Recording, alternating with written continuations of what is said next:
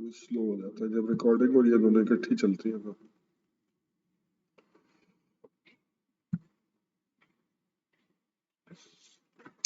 Okay ji, Bismillahirrahmanirrahim. So let's start with the lecture number 1 of our course Embedded Systems. ठीक है जी, and जो आज का topic है that is ना वो introduction. ठीक है जी, introduction to embedded systems. ठीक है. Now ये अब जो ना वो कोई मुश्किल बात नहीं है समझना आजकल के we have computer systems everywhere. ठीक है जी, बट जनरली हम जब कंप्यूटर के बारे में सोचते हैं तो हमारे जहन में डेस्कटॉप कंप्यूटर, लैपटॉप, ठीक है, या जिन लोगों का आईटी के साथ को थोड़ा सा ताल्लुक है तो वो सर्वर्स वगैरह के बारे में सोचते हैं. ठीक है. हाउएवर अगर आप गौर करें तो हमारे हर तरफ जो है ना वो बहुत सारी डिफरेंट टाइप्स के कंप्यूटर, और इसको समझने के लिए पहले the first thing that you need to do is you have to understand what is a computer. A computer is an electronic device. First of all, it's an electronic device. Number two, that manipulates information or data. कि कुछ information लेता है, उसको कुछ processing करता है और output में दे देता है. That's a computer. जब आप ये डेफिनेशन अप्लाई करते हैं तो फिर आपको समझ आना शुरू होता है कि यार इस तरह का काम तो बहुत सारी चीजें कर रही है. तो रफली दे आर कंप्यूटर्स. ठीक है. इनफैक्ट अगर आप गौर करें तो ये जो एक रजिस्टर है, register is also sort of a computing device. ठीक है, although not very useful in that sense. ठीक है, कंप्यूटेशन के हवाले से. लेकिन वो कर क्या रहा है, you apply a voltage on one node, ठीक है, on the input node, and on the output node वो एक वोल्टेज ड्रॉप करके आपको दे देता है. So if you consider voltage as an information, उसकी वो कुछ मैनिपुलेशन करता है, एक ड्रॉप करता है और फिर आपको आउटपुट के ऊपर दे देता है. ठीक है. इनफैक्ट दिस जो ना वो concept is being used to create analog multipliers. ठीक है. ओहम्स लॉ जो है, जो कि आपको कहता है कि V is equal to IR. ठीक है. सो इसका मतलब ये है कि वोल्टेज जो है that is a product of जो ना वो करंट एंड दी जो ना वो द रेजिस्टेंस. ठीक है. सो ये जो कॉन्सेप्ट है this is being used GPUs के अंदर जो है, जो कि आजकल मशीन लर्निंग वगैरह में बहुत ज्यादा यूज होते हैं. एनवीडिया के जीपीयूज इसमें गेम्स वगैरह में यूज होते हैं. वहां पे सबसे ज्यादा चीज क्या इस्तेमाल होती है, मल्टीप्लायर्स यूज होते हैं. ठीक है.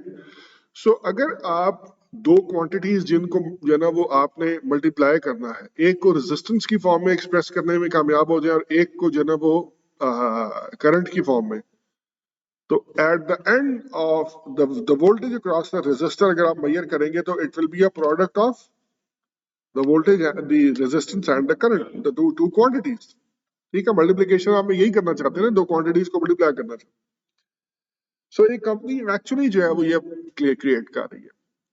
और एनवीडिया के जो जीपीयूज हैं उनकी सबसे बड़ी प्रॉब्लम क्या है कि they require tremendous amount of electrical power. They are very accurate but they require tremendous amount of जो ना वो power. On the other hand ये जो ना एनालॉग जीपीयूज जिनको हम कहते हैं, जो कि मैंने कहा मल्टीप्लायर की जो ना वो एक बेसिस के ऊपर बन रहे हैं, उनकी खूबसूरती है कि they are not very accurate but they are very cheap to operate. Resistance है बस, दैट्स इट. रेजिस्टेंस क्रिएट करना और उसमें जो वोल्टेज ड्रॉप है, ये जो करंट कंजम्पशन उसकी है वो बहुत, पावर कंजम्पशन बहुत कम. That's the reason the world is moving towards that side. ठीक है. सो क्लासिफिकेशन ऑफ कंप्यूटर्स में अगर आप देखें तो there are three ways through which you can you can actually categorize them by size. Size generally means जितना size बड़ा है उतने ज्यादा उसके अंदर कंप्यूटेशनल पावर है रफली. ठीक है. ऑल्दो 70s का जो मेन फ्रेम होगा या 70s का जो सुपर कंप्यूटर भी होगा वो आज इस लैपटॉप से लेस पावरफुल होगा. बट अगर आज की डेट में जितने लैपटॉप्स और वगैरह वगैरह अवेलेबल हैं उसमें देखा जाए तो जनरली जितना बड़ा साइज का सर्वर होगा, कंप्यूटर होगा, उतना उसकी कंप्यूटेशनल पावर ज्यादा होगी. So you have super mainframe, mini and micro computers. Then by purpose, या ना वो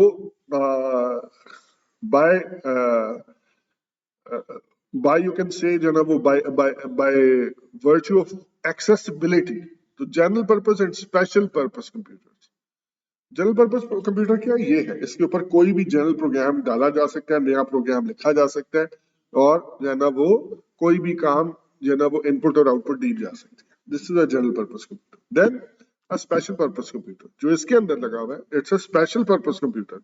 वो सिर्फ एक मोबाइल को रन कर रहा है, डायरेक्टली एक्सेसिबल भी नहीं है, मैं उसको प्रोग्राम भी उतना आसानी से नहीं कर सकता। कुछ केसेस में तो बिल्कुल ही नहीं कर सकते। ठीक है, फॉर एग्जाम्पल एप्पल या ना इसको प्रोग्राम करने के लिए भी को बहुत स्पेशलाइज्ड किस्म के लोग और टूल्स चाहिए होते हैं, हर बंदा नहीं कर सकता। ठीक है, या पीछे एसी लगा हुआ है, इसके अंदर एक माइक जनरल कंट्रोलर लगा हुआ है, उसको आप प्रोग्राम नहीं कर सकते। ठीक है जी। देन बाय टाइप, ठीक है जी, analog, digital and hybrid. By type of information they process, there are computers that जो ना वो that process analog information, then there are computers that जो ना that do डिजिटल कंप्यूटर्स जो है ना वो उसके अंदर आ जाते हैं, डिजिटल इंफॉर्मेशन प्रोसेस करते हैं, और कुछ हुए जो कि दोनों इंफॉर्मेशन प्रोसेस करते हैं। सो अगर आप देखेंगे तो ये सारे जो है ना वो आपको ना एम्बेडेड सिस्टम्स हर टाइप का जो है ना वो इस किस्म का कंप्यूटर में मिल जाएगा। ठीक है, एम्बेडेड सिस्टम ऐसा भी मिलेगा जो एनालॉग जो है ना इंफॉर्मेशन हैंडल कर रहा है, एम्बेडेड सिस्टम ऐसा भी मिलेगा जो डिजिटल इंफॉर्मेशन हैंडल कर रहा है।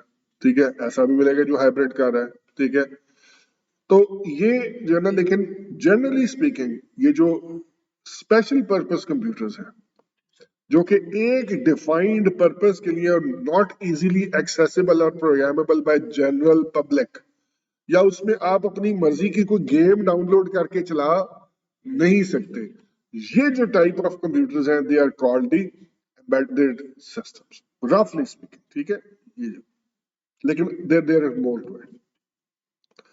तो जैसे मैंने कहा कि general purpose computer is a description of a computer capable of performing many different task rather than a specific one. ठीक है जी। और एम्बेडेड सिस्टम्स क्या है? पहली बात, हार्ड टू डिफाइन, इतना आसान नहीं है। ठीक है, nearly any computing system other than a desktop computer जो है ना वो उसको वो किसी ना किसी जो ना चीज के अंदर जाके वो हो सकता है कि एम्बेडेड सिस्टम। फॉर एग्जांपल जो अर्लीस्ट प्रोसेसर आया वो 8088 और 8086 प्रोसेसर्स थे, तो वो जनरल पर्पस कंप्यूटर्स थे। वो प्रोसेसर्स लगा के जो कंप्यूटर क्रिएट किए गए वो जनरल पर्पस कंप्यूटर थे। लेकिन अब जो है वो बहुत सारे ऐसे जो है ना वो प्लांट्स एग्जिस्ट करते हैं जिनको ऑपरेट करने के लिए, सिर्फ उस प्लांट को ऑपरेट करने के लिए 8086 प्रोसेसर लगा हुआ है।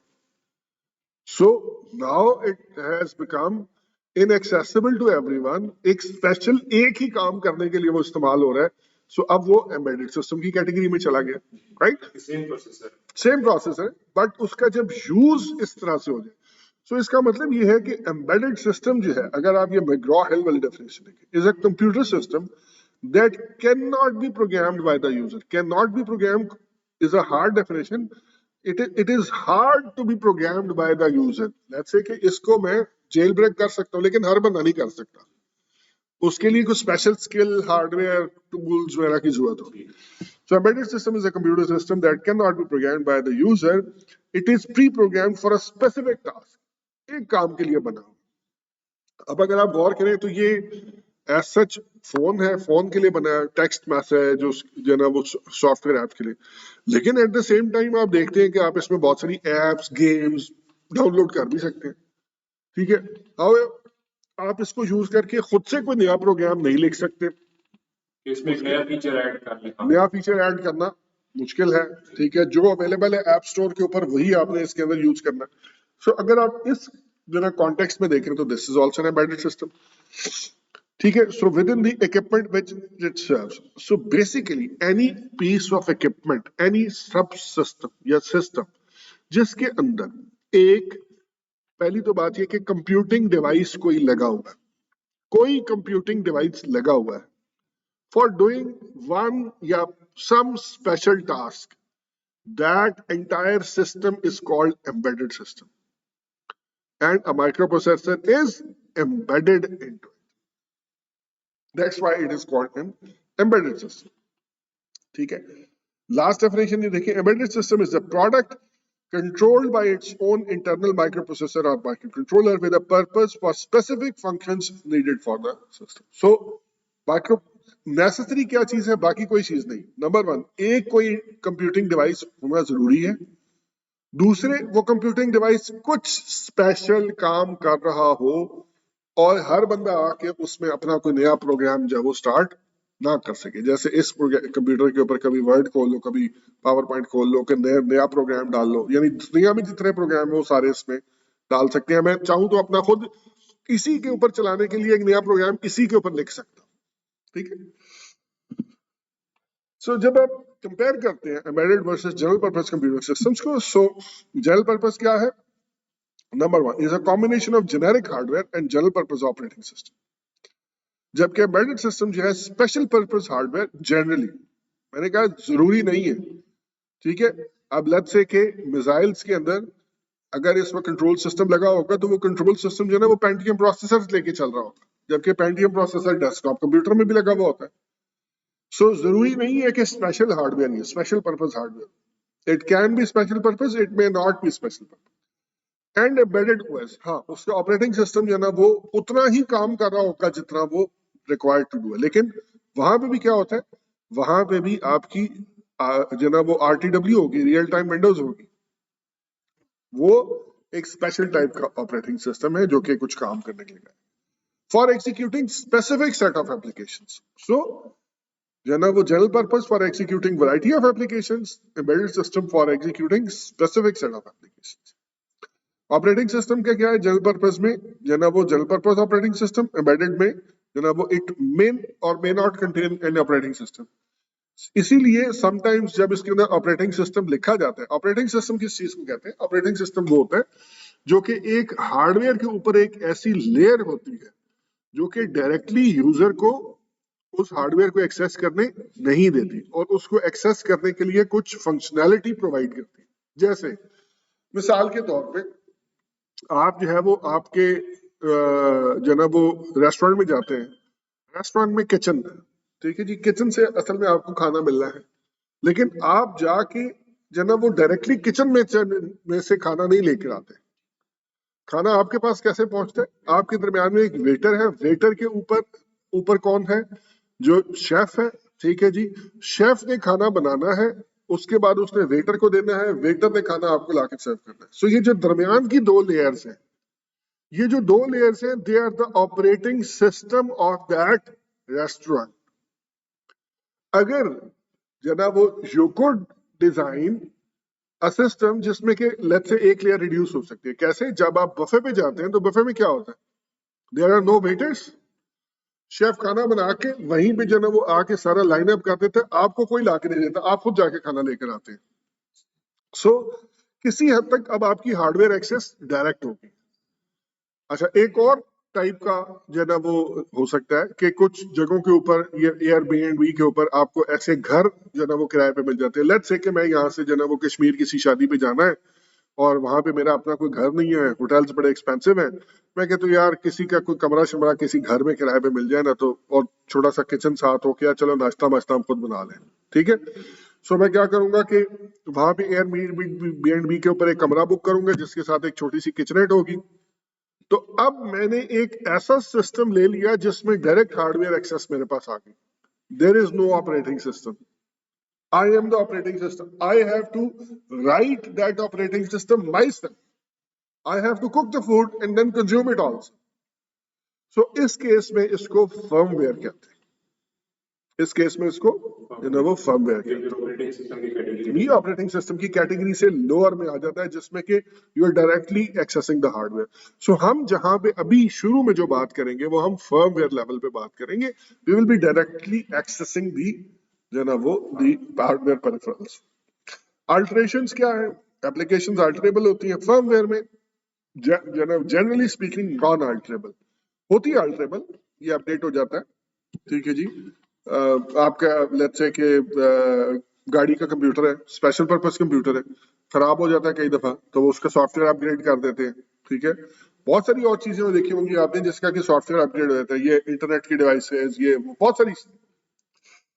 परफॉर्मेंस जो है ना वो क्या है कि परफॉर्मेंस में is the key deciding factor in the selection of the system. Faster is better. Generally general purpose computer आप वही लेते हैं जो, अभी आप अगर नया कंप्यूटर लेने जाएं तो आपकी क्या ख्वाहिश होगी? खूबसूरत बेशक कम हो लेकिन सब अच्छा था, ठीक है जी, अच्छी जनरेशन का प्रोसेसर लेंगे, हाँ, ताकि वो तेज चले, ठीक है जी। तो परफॉर्मेंस है, अच्छा, परफॉर्मेंस के जब पैसे ज्यादा होंगे, लेट्स से कि आपको पता है कि मैक ओएस जो है ना वो सबसे बेहतर है, मैक जो है ना वो बहुत बेहतर है, लेकिन जब वो आपको वहां पे उसकी कीमत बहुत ज्यादा होगी तो फिर आप नीचे थोड़े से कॉम्प्रोमाइज करेंगे। लेकिन अगर आपके पास पैसे हो तो आप कहेंगे यार मैं मैकबुक खरीदूंगा, ठीक है जी। परफॉर्मेंस, आपको कोई कहेगा यार इसको जरा सीखने में थोड़ा टाइम लगेगा, आप कहेंगे नो प्रॉब्लम यार, एक दफा की एफर्ट है ना, कर लूंगा, no problem. Application specific requirements like performance, power requirements, memory usage, ये जो है ना इस पे डिसाइडिंग फैक्टर्स है। जब एम्बेडेड सिस्टम की बात करते हैं तो performance is a wholesome word, ठीक है। उसके अंदर जब आप ये कंप्यूटर लेते हैं तो इसमें आप बैटरी टाइम तो देखते हैं, लेकिन ये नहीं देखते कि इसकी पावर कंजम्पशन कितनी है, उस एक बैटरी को चार्ज करने में ये कितनी पावर कंज्यूम करता है, जनरली नहीं देखते ना, ठीक है। लेकिन जब आपने एम्बेडेड सिस्टम बनाना है तो वहां पे पावर भी देखनी है, वहां पे ये भी देखना है कि स्पेस कितनी अवेलेबल है मेरे पास। फॉर एग्जाम्पल मार्स रोवर के ऊपर जो है कोई 150 टाइप का सेंसर लगा हुआ होगा, शायद ज्यादा लगा हुआ, ठीक है। उसके अंदर मतलब थाउजेंड्स की टाइप के जो है प्रोसेसर लगे हुए होंगे। आप जाते हैं, आप बहुत बड़े साइंसदान हैं और आप जाके कहते हैं कि जी मार्स रोवर पे ये एक्सपेरिमेंट भी जो है वो करवाना चाहिए, तो मेरा ये सिस्टम लगा दें। अगर वो आपकी बात मान भी जाते हैं तो आपको बताएंगे कि आपके पास वेट और साइज की लिमिटेशन ये है। लेट्स से कि जी आपके पास 4 जो है ना वो क्यूबिक इंच वॉल्यूम अवेलेबल है, ठीक है जी, और आप जो है ना वो 500 ग्राम से या 200 ग्राम से ज्यादा का वेट जो है ना वो उसमें नहीं डाल सकते, आप लिमिट लगी। और पावर कंजम्पशन आपने मेक श्योर करना है कि जी ये जो है ना वो 1 वाट से ज्यादा पावर तक कंज्यूम करे। वहां पे तो अच्छी सोलर पैनल भी चल रही है, कोई जनरेटर तो है नहीं है जो चल जाएंगे। सो नाउ यू अंडरस्टैंड कि performance in terms of general purpose computer and embedded system is a very different ball game. Okay, then power consumption general purpose में more होती है, embedded में less है। response time general purpose computer में not critical होता है। मिसाल के तौर पे अभी मैंने आपको जब ये कर रहे थे, ये स्टार्ट करने लगे तो आपने देखा थोड़ा सा लैग आ रहा था, यानी डिस्प्ले वहां पे शिफ्ट होने में। क्यों? क्योंकि मैं जब कंप्यूटर रिकॉर्डिंग लगाता हूँ, स्क्रीन रिकॉर्डिंग, तो स्क्रीन रिकॉर्डिंग और ये थोड़ा सा आपस में करते हैं, लेकिन डजेंट मैटर, हम यहाँ बैठे हैं, 5 सेकंड फालतू भी लग जाएंगे, कोई फर्क नहीं पड़ता। लेकिन लेट्स सपोज कि अगर जो है वो किसी मिशन क्रिटिकल एप्लीकेशन में 5 सेकंड ज्यादा लग जाए, मिसाइल की जो है ना वो कोर्स करेक्शन में 5 सेकंड ज्यादा लग जाए, ठीक है। फॉर एग्जाम्पल अभी मैं एक शायद आज की स्लाइड में नहीं है कॉपीड, बट जब ये इराक और जो कुवैत की वॉर हुई तो इराक के पास जो है ना वो स्कड मिसाइल्स थे, और यूएस के ने जो है ना वो इसको दिए हुए थे सऊदी अरब को पैट्रियट मिसाइल्स दिए हुए थे। पैट्रियट मिसाइल्स दिए हुए थे किस लिए?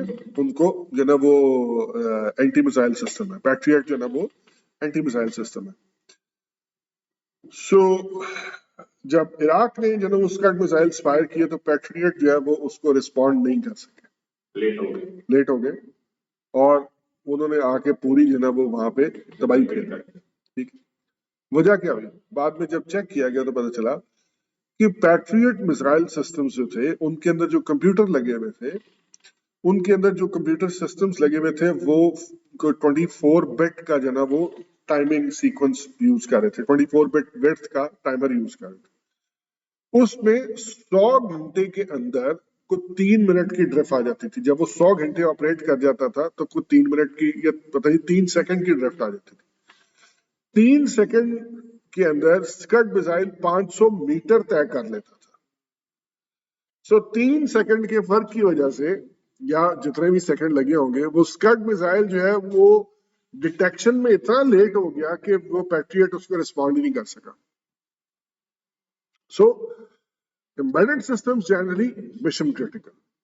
आप देखिए, आपने माइक्रोवेव ओवन में जो है ना वो रखी है चाय गर्म होने के लिए, आपने कहा 30 सेकंड, और सपोज कि जी वो 30 सेकंड जो है ना वो समो नहीं, उसका काउंटर किसी वजह से काम करना छोड़ जाता है, वो तो जो ना वो अगर वो 1.5 मिनट पे चला गया तो तबाह हो जाएगा अंदर, ठीक है। सो that's the kind of sensitivity that you are dealing with once you're dealing with the embedded systems, ठीक है जी। आप देख रहे हैं कि इसके अंदर एक सेंसर लगा हुआ है एसी के अंदर जो कि टेम्परेचर मेंटेन करता है, तो 24 के ऊपर उसको रुक जाना चाहिए, 24 पे नहीं रुकता, ठीक है। करते करते करते करते वो 16 के ऊपर आ जाता है और मुसलसल 16 पे ऑपरेट करता रहता है। आप महीना बहुत जबरदस्त एंजॉय करते हैं यार, एसी बहुत अच्छा काम करता है हमारा, 24 पे भी ना बिल्कुल गर्मी महसूस नहीं होती। महीने बाद जब आपको बिल आता है so now you understand the context where the embedded systems are operating. That is why कि जनरल पर्पस कंप्यूटर्स के प्रोग्रामर आपको बहुत मिलते हैं, but embedded systems that's the big deal. अगर आप वो काम कर सकते हैं, आपको मोटरोला जो ना वो क्या कहना चाहिए, लॉकहीड मार्टिन, ठीक है जी, बोइंग, एयरबस, ठीक है, टेस्ला, ये सारे आपको मतलब खुद घर से लेने आएंगे if you prove to them कि मुझे जना अच्छा काम आता है। This is such a skill. अच्छा, एग्जीक्यूशन बड़ी इंपॉर्टेंट बात। जनरल पर्पस कंप्यूटर में आप जब कहते हैं ना कि 2 जमा 2 4 करो, तो यू डोंट वांट या यू आर नॉट कंसर्न कि ये कितनी देर में जवाब देगा। डिपेंडिंग अपॉन द लोड जो वो ऑलरेडी हैंडल कर रहा है, कभी वो जनाब वो 10 माइक्रो सेकंड में दे देगा, कभी हो सकता है 100 माइक्रो सेकंड दे दे। अगर कुछ और ऐप्स इसके साथ चल रहे तो मेरे को थोड़ा स्लो रिस्पॉन्स। एम्बेडेड सिस्टम में you need a deterministic time for everything, कि ये चीज कितनी देर में एग्जीक्यूट होगी। क्यों? क्योंकि आपने लॉन्गेस्ट चेन से पूरा डिले कैलकुलेट करना होता है। यू नीड टू बी, जैसे मैंने कहा कि वो 3 सेकंड की डिले जो ना जो स्कड मिसाइल्स था उसने उसकी को 500 मीटर जो ना वो आगे पहुंचा दिया। वो इतना आगे आ गया कि अब अगर जो ना वो पैट्रियट फायर भी होता तो वो उसके आउट ऑफ रेंज निकल चुका था। एक विंडो होती है ना जिसके अंदर अंदर अगर हो तो स्कड उसको कैप्चर कर सकते हैं। अगर वो उससे 500 मीटर मजीद आगे निकल गया तो जब तक वो अपने टारगेट पे जाके ब्लास्ट करेगा, पैट्रियट उसे कैप्चर नहीं कर सकता। Uses of embedded system, simple सी बात है, आप कौन सी चीज है जिसमें नहीं है? कंज्यूमर प्रोडक्ट्स में, ट्रांसपोर्टेशन में, प्लांट कंट्रोल में, नेटवर्क्स में, कोई चीज ऐसी नहीं है जहां पे ये ना हो, ठीक है। This is a sort of a pictorial representation की जी कौन सी इनमें चीज है जहां पे कि कंप्यूटर इस्तेमाल नहीं होता। आप चाहे जनाब होम अप्लायंसेस देख लें, हॉस्पिटल्स, मार्केट, ठीक है जी, पुलिस की गाड़ियां, फायर स्टेशन, ये जो consumer electronics, everything. This is a short list, ठीक है जी, जिसमें के जना वो बहुत सारी, I need not go over this. मेरा ख्याल में कि आज के दौर में किसी को यह बताना कि माइक्रो कंट्रोलर या एम्बेडेड सिस्टम कहाँ का लगा हुआ है, भाई जहां पे भी कीबोर्ड समेत कोई आपको एक जनरल पर्पस कीबोर्ड समेत कंप्यूटर नहीं नजर आ रहा, लेकिन उसके बावजूद वो कोई कंप्यूटिंग कर रहे हैं ना, तो वो बेसिकली या वो एम्बेडेड सिस्टम है, ठीक है। आप जाते हैं पैसे निकलवाने मशीन के से, दैट्स एन एम्बेडेड सिस्टम। आप पेट्रोल पंप पे रुकते हैं, पेट्रोल जमा कराते हैं, उसके बाद उसको कहते हैं यार कार्ड चार्ज कर ले, एम्बेडेड सिस्टम, ठीक है। उसका अपना पेट्रोल पंप जिससे वो डाल रहा है, एम्बेडेड सिस्टम, ठीक है। इवन अब जो लाइट, ट्रैफिक लाइट्स पीछे के लगा हुआ है, एम्बेडेड सिस्टम, ठीक है। रात को लाइट चलने वाली जो है ना, जो कि ऑटोमेटिक ऑन और ऑफ हो जाती है, एम्बेडेड सिस्टम, एवरीथिंग, ठीक है। जाते हैं दुकान के अंदर, वो जो है ना कैलकुलेटर निकालता है, एम्बेडेड सिस्टम, ठीक है जी। अगर वो कैलकुलेटर नहीं निकालता, बारकोड रीडर से स्कैन करके आपका बिल जो वो जनरेट करता है, embedded system. Everything is an embedded system, ठीक है। Okay, so how many do we use? Average middle-aged, middle-class American home has 40 to 50 embedded processors. मेरे ख्याल में अब ये फिगर शायद इससे भी ज्यादा हो। आप अपने घर में कैलकुलेट करें, आपके घर में हर बंदे के पास मोबाइल फोन्स हैं, ठीक है जी। एक मोबाइल फोन में एक से ज्यादा होते हैं। आपके घर में एलसीडीज हैं, इंटरनेट डिवाइस है, आपके घर माइक्रोवेव ओवन है, रेफ्रिजरेटर्स हैं, वॉशिंग मशीन्स हैं, ठीक है जी। जो ना माइक्रोवेव ओवन मैंने कह दिया, और बेकिंग ओवन और इस तरह की चीजें डाल के। सो अगर आप कैलकुलेट करेंगे गाड़ियां ये हर चीज के अंदर है।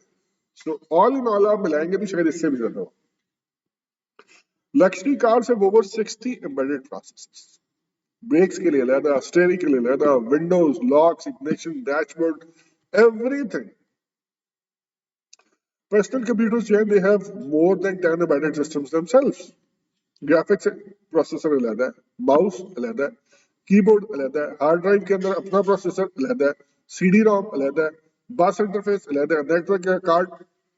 सो इसके अंदर अपना माइक्रो प्रोसेसर होने के अलावा भी बहुत सारे एम्बेडेड सिस्टम्स लगे हर हैं। डिवाइस का अपना एम्बेडेड सिस्टम। यस, ये एक जनरल पर्पस कंप्यूटर होने के बावजूद it also contains embedded systems. So it's that important कि even a general purpose computer cannot exist without the general purpose computers। ठीक है जी। एग्जाम्पल्स कुछ देख लेते हैं। लाइन फॉलो रोबोट है, वॉशिंग मशीन है, ठीक है जी।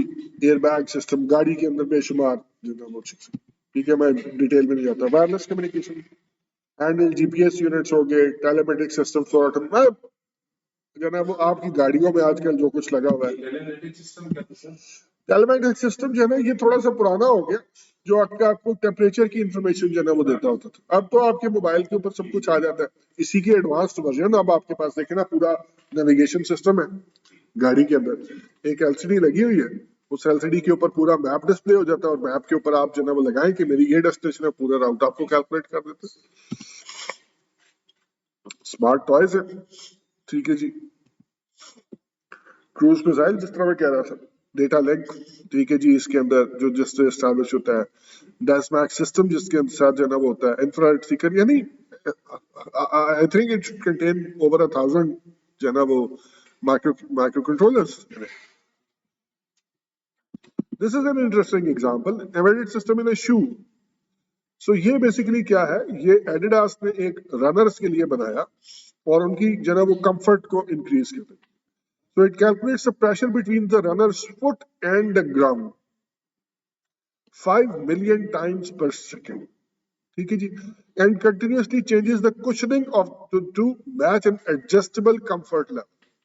यानी मेजर कर रहा है कि जब जना वो फुट आपने जना वो शू के अंदर रखा, तो शू और ग्राउंड के दरमियान जब आप दौड़ रहे हैं तो वो प्रेशर जना वो चेक कर रहा है। ठीक है जी, और उस प्रेशर के हिसाब से आपके अंदर जो फुट के अंदर जो कुशनिंग है उसको इंक्रीज या डिक्रीज कर। क्यों? जब आप तेज भागते हैं तो आप ज्यादा जोर से पाँव नीचे जमीन पे मारते हैं, because you are taking a reaction. Running is what, action and reaction है ना। मैं पाँव को मारता हूं तो जमीन मुझे आगे धकेल दे देती है, तो जितनी जोर से मारूंगा उतनी जोर से धकेलेगी। ठीक है, सो अब क्या है कि जितना आप तेज भागेंगे उतना आपके जो ना वो ऊपर जो लोड आ रहा होगा, स्ट्रेस आ रहा होगा जॉइंट्स के ऊपर, वो ज्यादा आ रहा होगा। उसको कैसे कवर किया जा सकता है कि अगर उसमें थोड़ी सी कुशनिंग बेहतर कर दी जाए तो मेरे जो कंफर्ट लेवल है वो बेहतर हो जाएगा, थकावट कम हो जाएगी। So this is what this device is doing. ये मेजर करके उस प्रेशर को फिर उस हिसाब से जूते को और मॉडिफाई किया उसके यस, ये जो बीच में आपको तार सी नजर आ रही है ना, ये इस तार के जरिए से इसकी कुशनिंग को जो है ना वो इम्प्रूव कर देता है। कैसे? इसको थोड़ा सा अपनी तरफ खींच के हार्ड कर देता है या रिलीज करके थोड़ा सा सॉफ्ट कर देता अच्छा उसी टाइम में रियल टाइम है, रियल टाइम पे करना होता है। ठीक है जी, तो अब आप ये देखें कि कहाँ नहीं लग रहा।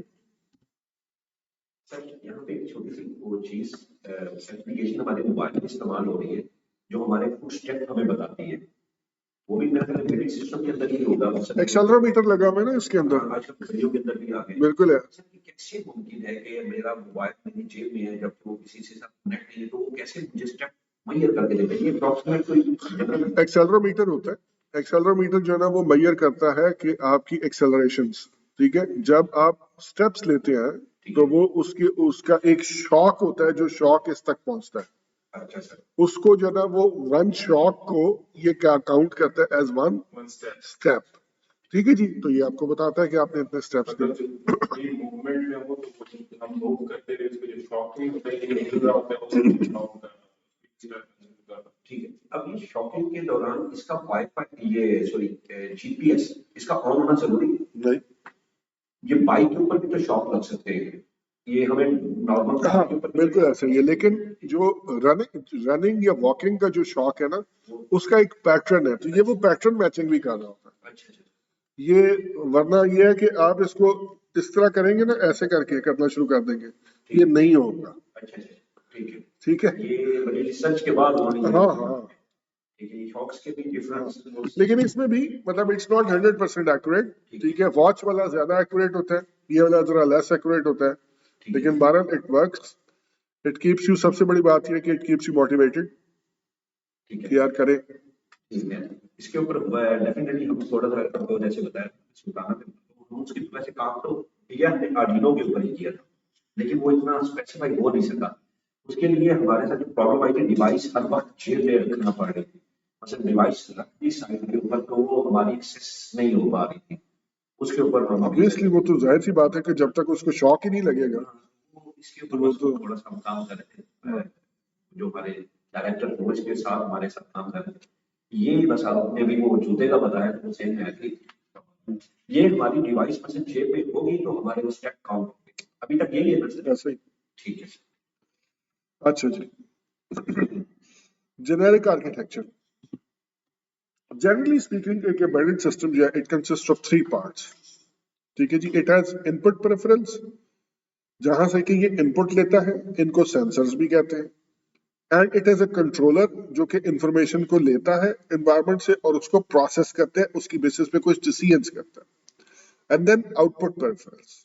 ठीक है जी, सो ये 3 जो है ना वो ब्रॉडेस्ट सेंस में इसके अंदर चीजें होती, ऑल्दो इसके अलावा और भी जो है ना वो चीजें होती। फॉर एग्जाम्पल, अब जैसे मैंने कहा कि कंट्रोलर जो है विच इज द ब्रेन, इसके पास एक लिस्ट ऑफ डिटेल्ड इंस्ट्रक्शंस होती हैं कि ये काम करने हैं।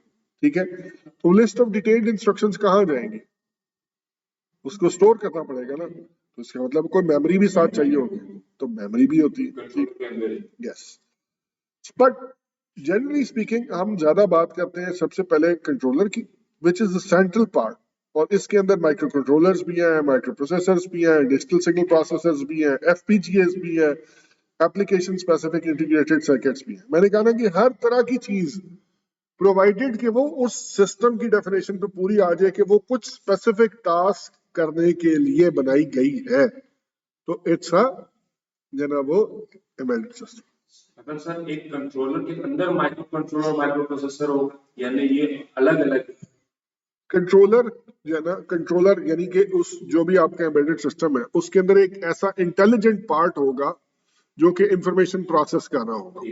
It can be a microcontroller, it can be a micro processor. There is a difference between microcontroller and microprocessor, वो उनके अंदर क्लियर डिफरेंस मौजूद है, वो हम अभी देखेंगे। और generally speaking it is micro controller, and that is why कि हमारा जो फोकस है वो माइक्रो कंट्रोलर्स के ऊपर है, माइक्रो प्रोसेसर्स पे नहीं।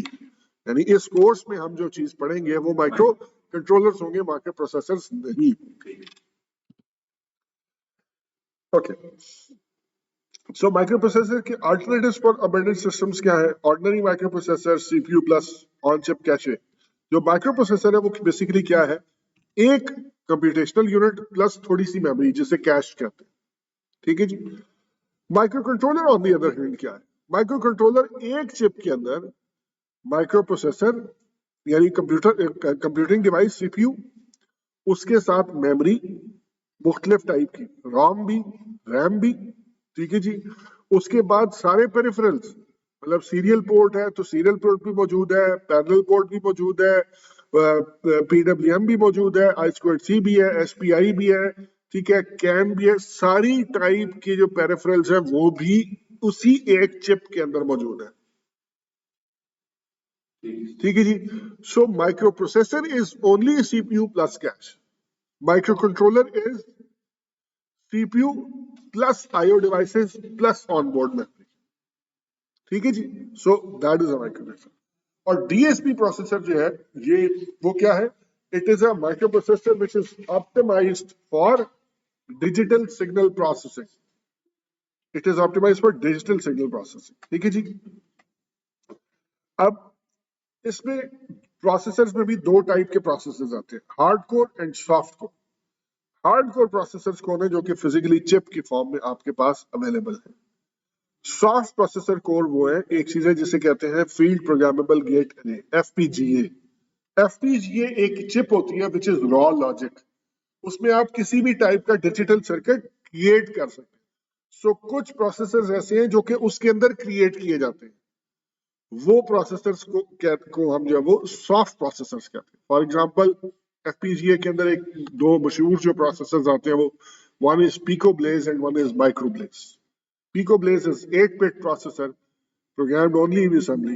Micro Blaze is a 32-bit soft processor जो कि created inside the FPGA और वो C में प्रोग्राम होता है। ठीक है जी। Typical embedded word sizes, ये अक्सर हम सुनेंगे, प्रोसेसर में भी आपने सुना होगा, ये 64-bit प्रोसेसर आ गया, 64-bit ऑपरेटिंग सिस्टम आ गया। ठीक है जी। एम्बेडेड सिस्टम्स जो है वो अभी तक माइक्रो कंट्रोलर्स पे डिपेंडेंट है और वो 8 बिट, 16 बिट और मैक्सिमम अभी 32 बिट तक पहुंचे। इससे ज्यादा के ऊपर अभी जो है ना वो एम्बेडेड सिस्टम्स वो नहीं आते। ठीक है। इन बिट साइज का क्या मतलब है, ये भी जब हम आगे चलते हैं तो देखते हैं। इस पूरे का ओवरव्यू क्या है कि मतलब हम एम्बेडेड सिस्टम की जगह इनको भी एज अल्टरनेटिव जी, ये हम ये कह रहे हैं कि कंट्रोलर के अंदर जो है ये सारी चीजें यूज हो सकती हैं, माइक्रो कंट्रोलर भी, माइक्रो प्रोसेसर भी, DSPs भी। इनका फर्क क्या है, मतलब ये इनको बिल्कुल वन लाइन डेफिनेशन क्या है इन चीजों की, कि जिसको नहीं पता micro controller, micro processor, FPGA का फर्क नहीं पता, तो वन लाइन डेफिनेशन देना हो सकता है। अच्छा, दूसरी चीज हमने क्या देखी थी, इनपुट एंड आउटपुट पेरिफेरल्स देखे थे। ठीक है जी। तो पेरिफेरल्स में क्या है जी, an external device or component that is connected to a controller to provide additional functionality or input output capabilities। जैसे आपके जो है ना यहाँ पे ये जो AC लगा हुआ है, AC ने टेम्परेचर सेंस करना है, तो इसके अंदर एक टेम्परेचर सेंसर लगा हुआ होगा। ठीक है जी। तो वो उससे टेम्परेचर सेंस करेगा और फिर इसके अंदर एक ब्लोअर लगा हुआ होगा जो कि हवा फेंक रहा है, वो उसका एक्चुएटर है।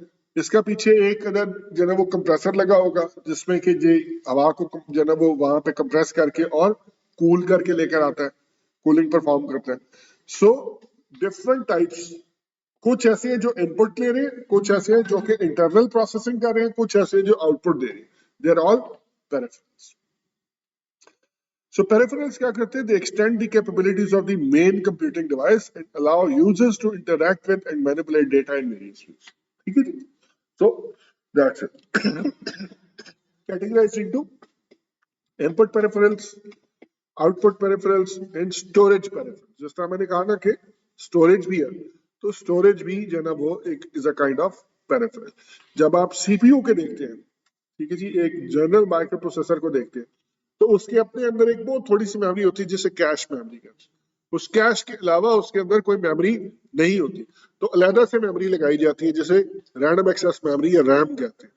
सो RAM is added as a peripheral, जबकि जो माइक्रो कंट्रोलर है इसमें ये सारी चीजें एक ही चिप के अंदर लगी भी हुई होती है और मजीद भी ऐड की जा सकती है। जैसे इसकी बिल्ट इन मेमोरी होती है एक, वो आपको जब वो मार्केटिंग वाले आके बताते हैं जी 128 मेमोरी है जी इसकी, ठीक है, मेमोरी कार्ड और मेमोरी कार्ड भी लगा सकते हैं। So memory card is an extension peripheral.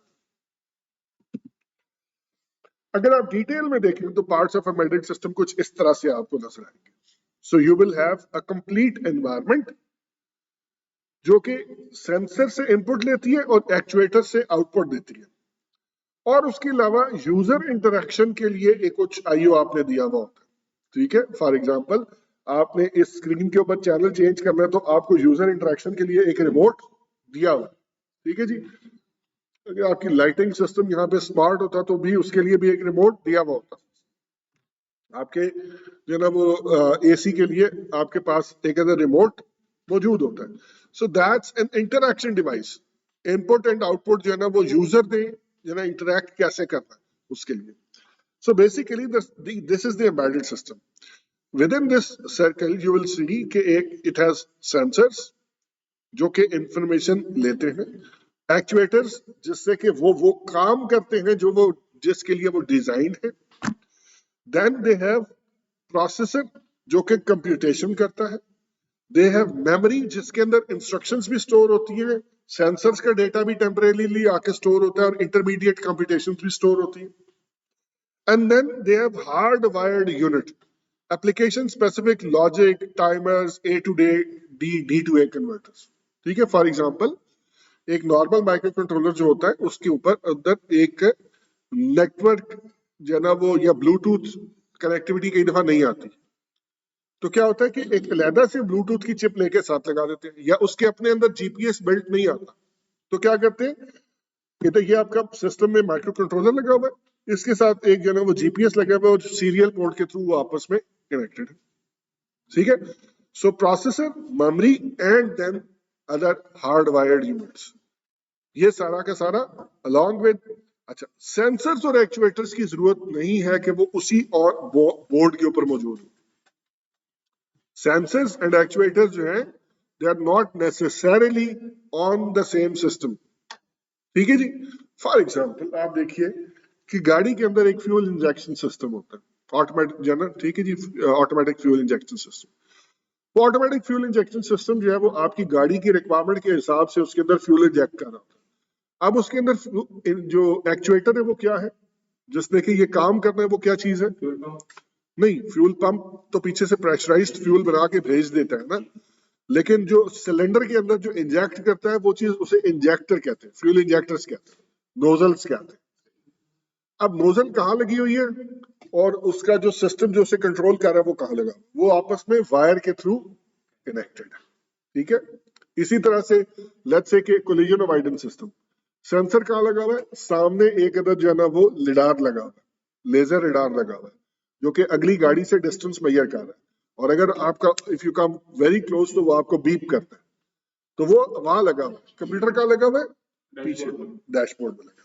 ठीक है, so it is not necessary कि सेंसर्स और एक्चुएटर्स वहीं पे लगे हुए हों, मतलब ये एम्बेडेड सिस्टम के साथ ही, कंट्रोलर के साथ ही होना है, जरूरी नहीं है, but memory and other units are generally with the processor, वो उधर ही लगे हुए होते हैं। ठीक है, You mean कि सर एक्चुएटर डायरेक्ट प्रोसेसर से डिसीजन नहीं लेगा, मतलब आउटपुट जो डिपेंड करता है, इट ऑल डिपेंड्स। ठीक है जी, एक्चुएटर डायरेक्ट भी ले सकता है, ठीक है, ये भी हो सकता है कि किसी, बट जनरली वो किसी पेरिफेरल के थ्रू लेता है, जनरली वो किसी पेरिफेरल के थ्रू लेता है, किसी और चीज के थ्रू। क्यों? क्योंकि होता ये है कि आपने ना एक स्टैंडर्ड्स बेस्ड सिस्टम बनाना होता है। मिसाल के तौर पर मोटरोला बना रही है जनाब अपने वॉकी टॉकीज, ठीक है जी, स्पीकर बनाती है लेट्स से कि सोनी। अब मोटरोला को कमर्शियली ये चीज फिजिबल नहीं है कि वो स्पीकर खुद बनाए। अब स्पीकर उसके वॉकी टॉकी में लगना है, वो एज एन इनपुट डिवाइस भी काम करेगा, एज एन आउटपुट डिवाइस भी काम करेगा। अब वो क्या करेगा कि अगर तो स्पीकर बनाया सोनी ने, बाकी वॉकी टॉकी बनाया मोटरोला ने, बल्कि उसमें भी 15 और चीजें होंगी जो मुख्तलिफ कंपनियां बना रही होंगी, तो ये तो मुसीबत बन जाएगी, ये तो सारा असेंबल ही कभी नहीं होगा। सोनी वालों ने अगर कुछ कन्वे करने में गलती कर दी, सिर्फ जैसे एक चीज अगर आपको पता हो, इंडियननेस, लिटिल इंडियन और बिग इंडियन का फर्क ये जो ना वो हम देखेंगे आगे चल के कि एक बाइट जो है उसके अंदर 8 बिट्स होती हैं, तो आप जो है ना, और जो है ना वो 2 निबल्स होते हैं। ठीक है, लेट्स से एक byte is AF is 1 byte. तो कुछ सिस्टम्स हैं जो कि मोस्ट सिग्निफिकेंट निबल को पहले लिखते हैं और लीस्ट सिग्निफिकेंट बिट को बाद में लिखते हैं, AF करके लिखते हैं, सो दे आर जो ना वो बिग एंडियन। और कुछ हैं जो कि इसके उल्टा करते हैं कि पहले जो ना वो लीस्ट सिग्निफिकेंट निबल को F को पहले लिखेंगे और A को बाद में लिखेंगे, यार लिटिल एंडियन। अगर सिर्फ इतना ही फर्क हो जाए सोनी में और मोटरोला में, तो ये सिस्टम तो कभी काम नहीं करेगा। So what they do, they come on terms कि अच्छा जी हम आपको सीरियल पोर्ट पे डेटा देंगे इतने बॉड रेट के ऊपर। नाउ मोटरोला अंडरस्टैंड्स कि ओके, वहां से डेटा डिजिटल फॉर्म में इस टाइप के प्रोटोकॉल के ऊपर मुझे अवेलेबल होगा, सो वहां से वो सीरियल पोर्ट के ऊपर आउट करते हैं, ये यहां से सीरियल पोर्ट के ऊपर रिसीव कर लेते हैं। सो जनरली पेरिफेरल्स के ये जो सिस्टम्स को कनेक्ट किया जाता है, एक्चुएटर्स और सेंसर्स को, ये थ्रू जो ना वो दीज जो ना वो इंटरमीडिएट सम सिस्टम्स कनेक्ट किया जाता है। ठीक है, दैट इज व्हाई कि हम जो ना वो डायरेक्टली प्रोसेसर की बात नहीं कर रहे, कि प्रोसेसर के आगे एक सीरियल पोर्ट लगी है, वो सीरियल पोर्ट जाके तो जरा वो एक एक्चुएटर के साथ, या जिस तरह मैंने कहा स्पीकर से डेटा उठा के इस तक लेकर आ रही। That's why it is like that. This is an example digital camera की। अब देखें कि इट्स क्वाइट कॉम्प्लेक्स। अगर आप गौर करें तो इसके अंदर सीसीडी प्री प्रोसेसर, पिक्सल को processor, micro controller, multiplier and accumulator, this is also a type of microcontroller, DMA controller, memory controller. तो सिर्फ इस एक डिजिटल कैमरा के अंदर you have so many types of controllers involved. So यहाँ से lens से डेटा एंटर होता है, CCD जो है वो उसको कन्वर्ट कर देता है, चार्ज कपल डिवाइस है, ये उसको चार्ज में कन्वर्ट कर देता है एनालॉग सिग्नल में, एनालॉग सिग्नल से ये कन्वर्जन होती है A to D में, ठीक है जी, A to D से CCD को प्री प्रोसेसर में आ जाता है, ठीक है जी। यहाँ से इस बस के ऊपर ये पूरा डेटा आ जाता है, उसके बाद जो है JPEG, Kodak, micro controller, multiplier, सबके पास ये डेटा आता है, सारे अपनी अपनी प्रोसेसिंग करके एट द एंड जो है ना वो एक जो है ना वो एलसीडी के ऊपर जाके आपको डेटा यहाँ पे दिखा देते हैं, विच इज विजिबल, ठीक है। So much is going on. Characteristics क्या है? Self function, single function, single नहीं कहना चाहिए यानी लिमिटेड फंक्शंस, टाइटली कंस्ट्रेंड, जिस तरह मैंने कहा कि जी low cost, low power, small, accurate, deterministic, इनकी कंस्ट्रेंट्स। मतलब एम्बेडेड सिस्टम के लिए वो लिमिट्स को फॉलो करना पड़ता है, इतना वेट होना चाहिए, इतना टाइम इसको रिएक्ट करना चाहिए, उससे बाहर नहीं आप जा सकते। रिएक्टिव एंड रियल टाइम दो टाइप के हो सकते हैं, continuously reacts to changes in the environment, ठीक है। कैसे? जैसे एक सिक्योरिटी सिस्टम लगा हो कि यार जो कोई इंट्रूडर पास करे तो बोल पड़ो, जैसे ये आजकल बॉक्स थ्रू गेट्स लगे हुए होते हैं, यार कोई मेटल डिटेक्ट हो तो बोल पड़े, नंबर 1। नंबर 2, वो जो कि या ना वो और उसने रिस्पांस देना है आपको रियल टाइम में। रियल टाइम का मतलब क्या है? विद इन रियल टाइम तो कहते हैं उसी वक्त बता दें, लेकिन वी एक्सपेक्ट कि जी प्रोसेसिंग एंड कम्युनिकेशन डिले जो है ना वो बीच में इन्वॉल्व होगा। सो वेरी, इनको कहते हैं नियर रियल टाइम, ठीक है जी। 12 रियल टाइम एनीथिंग, एक कहते हैं हार्ड रियल टाइम और फिर सॉफ्ट रियल टाइम, ये बाद में चल के खैर डिस्कस करेंगे। But anywhere where you have timing constraints on the communication of the results to the system is a real time system. जैसे आपका इलेक्शन जो है वो हुआ परसों, essentially it has to be a real time system कि जैसे ही जब वो इलेक्शन खत्म हो 5 बजे रिजल्ट आ जाए, लेकिन you know there will be a processing delay, there will be a counting delay, then there will be a communication delay, हो सकता है नेटवर्क अवेलेबल ना हो, किसी को फिजिकली लेके जाना पड़े, तो उतना डिले जो है वो आप ये आपने कैलकुलेट किया, ठीक है जी। Obvious design goals. अच्छा चले, एक डिजाइन जब आप कर रहे होते हैं तो इसकी ना, इसका सबसे बड़ा डिजाइन चैलेंज है ऑप्टिमाइजेशन, ठीक है। पहली तो बात ये कि जी आपके पास ना एक क्लियर डिजाइन गोल होता है आपके एम्बेडेड सिस्टम के अंदर कि ये काम कर। अच्छा, डिजाइन चैलेंज सबसे बड़ा क्या है कि आपको साइमल्टेनियसली बहुत सारी चीजों को ऑप्टिमाइज करना, पावर भी कम यूज करे लेकिन ब्राइटनेस भी अच्छी हो, सूरज के अंदर नजर भी आए। अब ये दोनों चीजें at odds with one another, ठीक है, कॉन्ट्रडिक्ट करती। सिमिलरली डिजाइन मेट्रिक के जब आप एम्बेडेड सिस्टम्स को डिजाइन करते हैं तो there has to be some measurable feature जिसके मुताबिक आप बताएंगे कि ये सिस्टम अच्छा है या बुरा है, या सही बना या गलत बना, ठीक है जी। वो चीजें क्या होंगी? लेट्स से कि ये मोबाइल बनाते हुए किसी ने एक कंस्ट्रेंट दिया होगी कि जी इतना वेट इससे ज्यादा नहीं होगा, इतना मिनिमम मुझे बैटरी टाइम चाहिए, इतनी स्क्रीन ब्राइटनेस चाहिए, ये सारी स्पेसिफिकेशंस लिखी गई होंगी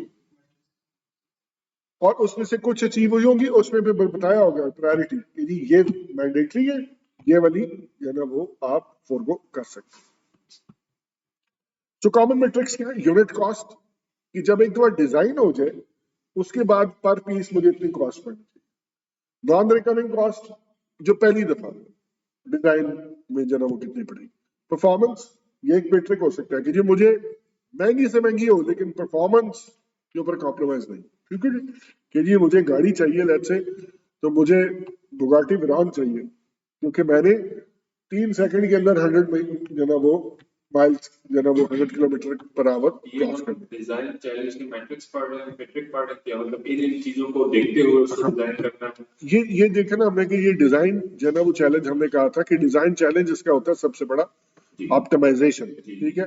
अच्छा, उसमें हमने कहा कि जी हमारे पास जो है ना जब हम एम्बेडेड सिस्टम डिजाइन स्टार्ट करते हैं तो उसके अंदर एक पहला स्टेप क्या होता है कि हमारे पास एक डिजाइन गोल ना वो ऑब्वियस डिजाइन गोल कि हमने बनाना क्या है। बनाना क्या, ठीक है जी, ऑब्जेक्टिव्स के जी।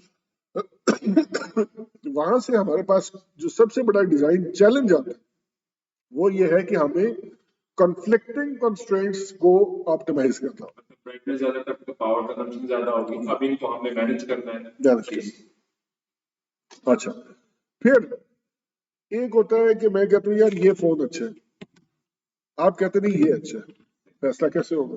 जी।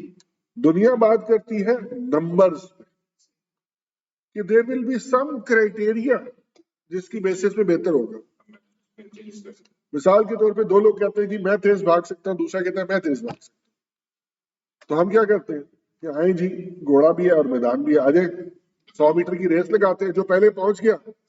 अब पहले पहुंचने का क्या तरीका है आपके पास? एक तो विजुअली आप देख लेंगे मेट्रिक, नंबर 2 टाइम मेजर कर लेंगे कि कौन कितने टाइम में वहां पे पहुंचा। सो दैट्स सो इस तरह जब आप एम्बेडेड सिस्टम्स को डिजाइन करते हैं तो आपके पास ये 3 स्टेप जो है ना वो you should say a process, 3 step process कह लें या 3 कैरेक्टरिस्टिक्स ऑफ डिजाइन कह लें, ठीक है। सो मैट्रिक्स बहुत सारे टाइप के, पावर जो ना वो आपका कंसर्न हो सकती है, लेट्स से कि वो चीजें जो कि स्पेस में भेजी जाती है उनमें पावर बहुत बड़ा जो ना वो डिटरमिनिंग फैक्टर हो।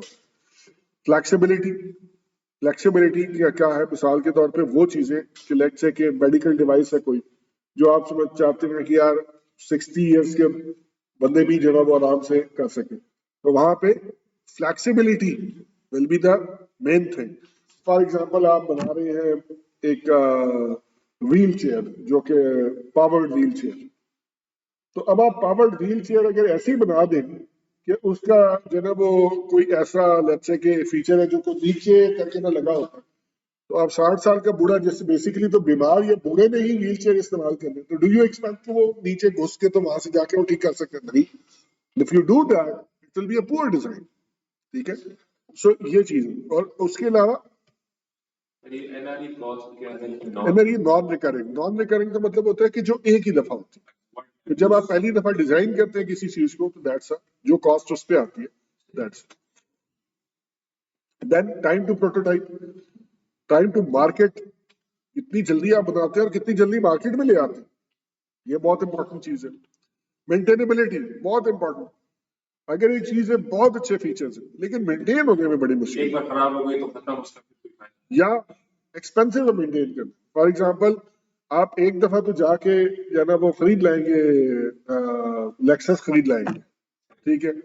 जब आपको उसके टायर चेंज कराने पड़े और आपको पता लगे कि ये 4 लाख के तो टायर आते हैं, आप कहेंगे ठीक है मैंने 1.5-2 करोड़ एक दफा तो लगा दिया था, लेकिन अब ये 4 लाख जो है ना वो के टायर सिर्फ चेंज करना जो है ना ये बस की बात नहीं। कई लोग इस तरह करते हैं ना, हैवी बाइक ले ली, ले तो ली, जब जनाब उसका 1000 किलोमीटर के बाद जाके पता लगा कि इसका तो ऑयल ही जो है ना वो 5000 में चेंज होता है, गाड़ी से भी महंगा चेंज होता है, तो बंदा फिर वो सोच में पड़ जाता है कि यार मैंने कोई गलत चीज ले ली, ठीक है। या एसी आप ले आए, बहुत ठंडा करता है, बेहतरीन है, महीने बाद बिल आएगा तो क्या ओहो, ठीक है। या कोई ऐसी चीज ले आए जिसको कि ना वो कहते हैं कि जी ये बहुत अच्छा काम करेगा, लेकिन ये है कि आपने हर 3 दिन बाद इसकी जालियां साफ करनी है, ऐसा एसी आप ले, आप एक दफा 2 दफा तो खुशी से कर देंगे, तीसरी दफा कहेंगे यार क्या मुसीबत है यार, 3 दिन तो पता नहीं चलते तो गुजर जाते। सही। सो मेंटेनेबिलिटी, इजी टू मेंटेन होनी चाहिए। सो डिजाइन मैट्रिक्स जो है वो आपस में they are generally at odds with one another, इस तरह ये ऊपर वाली डायग्राम में शो हुआ है कि एक तरफ जो है ना वो पावर जो है ना वो ज्यादा जो है ना वो आपकी हो रही होती है, ठीक है। आप चाहते हैं कि पावर कंजम्पशन जो है ना इसको रिड्यूस करें, ठीक है। आप चाहते हैं कि साइज जो है ना इसको रिड्यूस करें, आप चाहते हैं कि परफॉर्मेंस को इंक्रीज करें, ठीक है। ये मेरा ख्याल है कि एनआरई और पावर वाले जो है ना ये एरोज आपस में उलट हो गए। नॉन रिकरिंग जो कॉस्ट है एक्सपेंडिचर है वो आप चाहते हैं कि रिड्यूस हो और पावर भी आप चाहते हैं कि रिड्यूस हो, ये दोनों एरोस अंदर की तरफ होने चाहिए थे। सो ये सारे के सारे जो है ना वो ऐसी चीजें हैं कि अगर आप परफॉर्मेंस इंक्रीज करते हैं, हाँ मेरा ख्याल है ये यूं है कि अगर आप परफॉर्मेंस इंक्रीज करते हैं तो पावर भी इंक्रीज हो जाएगी, नॉन रिकरिंग एक्सपेंडिचर भी इंक्रीज हो जाएगा और इन जनरल मेरा ख्याल साइज भी इंक्रीज होगा, ठीक है। जबकि आप चाहते हैं कि परफॉर्मेंस तो इंक्रीज हो लेकिन पावर डिक्रीज हो, कॉस्ट भी डिक्रीज हो, साइज भी डिक्रीज हो, so they are at conflict. तो कंट्रोलर पे getting back to controller again, क्योंकि अब हम जो ना वो डिस्कशन को क्लोज करके will bring it to the point जहां पे कि अब हमने जो ना वो माइक्रो कंट्रोलर्स पे नेक्स्ट लेक्चर से फोकस कर। तो जिस तरह मैंने कहा कि controller is the central part, और एम्बेडेड सिस्टम्स में दो टाइप के कंट्रोलर्स जो ना वो ये दो टाइप के कंप्यूटेशनल डिवाइसेस यूज होते हैं, माइक्रो कंट्रोलर्स, माइक्रो प्रोसेसर्स। डीएसपीस भी यूज होते हैं, एफपीजीएस भी, एसिक्स भी बहुत यूज होते हैं, बट जो सबसे ज्यादा यूज है वो माइक्रो कंट्रोलर्स और माइक्रो प्रोसेसर्स का है, ठीक है जी। सो हमने देख लिया कि माइक्रो प्रोसेसर जो है वो क्या है, जिसमें कि एक CPU with some cache, 8086, 8286, 386, 486, Pentium, ये वो अब तो पता नहीं कहां तक कोर आई, कहां तक चला गया, ये सारे जो है वो माइक्रो प्रोसेसर्स है। और इनका जो जनरल स्ट्रक्चर है वो कुछ इस तरह से होता है कि माइक्रो प्रोसेसर एक लगा होता है, मेमोरी अलग है, read only, right, timer, IO port, ये सब कुछ अलग होता है इसके ऊपर। On the other hand micro controller क्या है कि इसके अंदर सारा कुछ एक ही चिप के अंदर लगा हुआ है। इसका control unit, registers, ALU, RAM, ROM, IO, timer, serial communication सारी एक ही चिप के अंदर जो है वो मिल जाती है। ओके, तो अगर मैं डिफरेंसेस जो है की बात करूं between micro controllers and micro processors, तो माइक्रो कंट्रोलर जो है वो dedicated to one specific task, so more suitable for embedded system, जो कि खुद भी यही करता है। Micro processor general purpose processor है, बहुत सारे काम लिए जा सकते हैं। माइक्रो कंट्रोलर के support devices are internal, micro processor में support devices are external. So micro controllers offer software protection, micro processor जो है वो base system fails to offer protection, यानी विंडोज का एक सिस्टम है, ऑपरेटिंग सिस्टम है, और उसकी एक अपनी लिमिटेड सी प्रोटेक्शन है, जो कि जो है वो कोई भी एक्चुअली इसको एक्सेस करके और जो है कुछ कर सकता है। Time required to build the circuit will be less, the size will be less, power consumption will be less. Time required to build the circuit will be more, size will be more, power consumption will be. Microcontroller generally not expensive, microprocessor obviously expensive. अगर आप देखें तो microcontroller जो है because of the reason कि वो एक ही chip के अंदर सब कुछ लगा हुआ है, दैट इज व्हाई कि वो एम्बेडेड सिस्टम्स के अंदर सबसे ज्यादा यूज होते हैं। एंड दैट्स व्हाई कि embedded processors account for 97% of the total processor sold, यानी दुनिया में जितने प्रोसेसर सोल्ड होते हैं उसमें 97% जो है वो एम्बेडेड सिस्टम्स के लिए वो यूज होते हैं। सो यू अंडरस्टैंड कि जो कोर्स हम जो है एक्चुअली करने जा रहे हैं वो दुनिया की जितनी कंप्यूटेशनल मार्केट है उसका 97% को कवर करता है, ठीक है जी। 60% ऑफ टोटल सेल्स जो है वो जो चिप्स की होती है उनमें वो आती है प्रोसेसर से। Sales expected to increase by रफली 15% ईच ईयर। हर रोज नए टाइप के डिवाइसेस आ रहे हैं, ठीक है जी। सो बढ़ता चला जा रहा है। सो अगर आप ये कंपनी वाइज जो है वो मार्केट शेयर देखें तो जिस तरह मैंने कहा था कि एनएक्सपी जो है ये सबसे ज्यादा इसके जो है ये आर्म बेस्ड माइक्रो कंट्रोलर्स बनाती है और ये सबसे ज्यादा यूज होते हैं, ठीक है जी। माइक्रोचिप जो है वो पिक माइक्रो कंट्रोलर्स बनाती है और ये भी जो है वो इसके भी जो है वो बहुत ज्यादा यूज होते हैं, लेकिन अब मेरे ख्याल में आर्डुइनो ज्यादा यूज होता है, इसलिए कि आर्डुइनो की पहले पिक जो है ना वो उसकी लाइब्रेरीज ये वो बड़ी आसानी से अवेलेबल थी। अब जब से आर्डुइनो आया है ना उसने बहुत सारा काम आसान कर दिया, उसका जो बॉयलर प्लेट कोड है वो इतना अवेलेबल है कि अब आपको जो है ना वो बहुत सारे छोटे छोटे काम करने के लिए बेस लेवल पे जाने की जरूरत नहीं है, टच करके वो लाइब्रेरी इंपोर्ट करें, एक लाइन लिखे और आपकी जो सीरियल कम्युनिकेशन हो। टेक्सास इंस्ट्रूमेंट्स जिस तरह मैंने कहा था, एसटी माइक्रो इलेक्ट्रॉनिक्स, ये जो है बहुत अच्छा। सेल्स डेटा में अगर देखें तो माइक्रो कंट्रोलर की मार्केट 2030 तक $58.2 बिलियन सिर्फ माइक्रो कंट्रोलर सेल होंगे। अच्छा, अगर ये सिर्फ इतने सेल होंगे, इसके अराउंड कितनी इंडस्ट्री बिल्ड होगी फिर? इसके सॉफ्टवेयर प्रोग्रामर्स, इसके हार्डवेयर बोर्ड डिजाइनर्स, इसकी जो ना वो एंड प्रोडक्ट जो ना वो बनाने वाले, ठीक है, ये सारी मिला के सेवरल ट्रिलियन डॉलर्स की मार्केट है। और आप देखें कि इसमें कहीं पे भी कमी नहीं है, स्टेडीली 10-15% का इंक्रीज चला आ रहा है। दैट मीन्स के जिस तरह मैंने इस कोर्स के इसके स्टार्ट में शुरू में ये कहा, of all the courses that are right now going on in the university, less maybe 1 hour course अगर कोई डिजिटल डिजाइन का कोर्स ना चल रहा हो, there is no course जो कि ये क्लेम करे कि ये अकेला कोर्स करने से you can get another job, you can start your own business।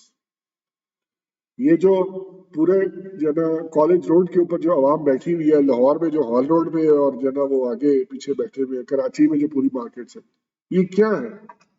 ये छोटे मोटे वो लड़के हैं जिन्होंने ग्रेजुअली करते करते ना तो माइक्रो कंट्रोलर्स की प्रोग्रामिंग और बोर्ड छोड़ बनाने सीखे।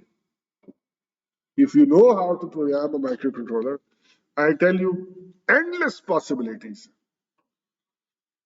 दुनिया में इतना काम है, रोबोटिक्स के अंदर इतना काम है, रोबोटिक्स की हर चीज के साथ जो ना वो सिटी से रोड में एक बंदा बैठा है जो सिर्फ ये बोर्ड डिजाइन करता है कि आप उससे वो ले लें, घर में अगर गीजर लगा है तो उधर लगा दें। तो उसने उस आर्डिनो बोर्ड को डिजाइन करके एक बॉक्स में बंद किया हुआ है, तो वो आप टाइमर उस पर लगा देंगे, हर 5 घंटे के बाद गीजर को 1 घंटे के लिए ऑन करो, तो वो 24 घंटे में बस खुद ब खुद ही 5 घंटे बाद 1 घंटा ऑन करके, और वो मैंने उससे 4000 का लिया, 4000 का। अब देखिए उसके अंदर आर्डुइनो भी नहीं हो सकता कि टोटल एक माइक्रो कंट्रोलर लगा होगा जो 16 FAT। छोटी सी शॉप में बैठा हुआ है, लोग पूछ रहे होते हैं इधर कंट्रोल बोर्ड कौन बनाता है कंट्रोल करने वाला, टाइम कंट्रोलर, तो वो आपकी बात से मैंने कि मतलब आप खुद एक अपना बिजनेस स्टार्ट कर सकते हैं अगर आप इसको प्रोग्राम करना चाहते हैं। It's wonderful, what an idea, जबरदस्त, बहुत अच्छा। इलेक्ट्रिक गीजर पावर कंजम्पशन उसकी ज्यादा होती है ना, तो उसको कंट्रोल एसी पे भी आप लगा सकते हैं कि अगर आपका एसी रिमोट वो टाइमर नहीं है वो तो अब बहुत सारी स्मार्ट डिवाइसेस जो आ रही हैं जो IoT based home automation systems हैं, वो एक्चुअली आइडिया तो बेसिक यही है। अच्छा, अब टू कंक्लूड ये कि due to the centrality and ubiquity of the microcontrollers in embedded systems, this course discusses only microcontrollers. And microcontrollers में क्या हार्डवेयर, उनका CPU आर्किटेक्चर क्या है, पेरिफेरल्स क्या, सॉफ्टवेयर IDEs कौन सी हैं, firmware, real time operating system, और फिर उसको प्रोग्राम फर्दर कैसे करना। So that will be the thing that we are going to discuss. ठीक है जी। सो समरी क्या है, एम्बेडेड सिस्टम्स मेमोरी में की चैलेंज क्या है, ऑप्टिमाइजेशन ऑफ डिजाइन मैट्रिक्स जो ना वो एक चैलेंज है, और design matrix compete with one another, unified view of hardware software is necessary to improve productivity, और की टेक्नोलॉजी उसके अंदर जो ना प्रोसेसर है जिसको क्या आपने, ठीक है जी, थैंक यू।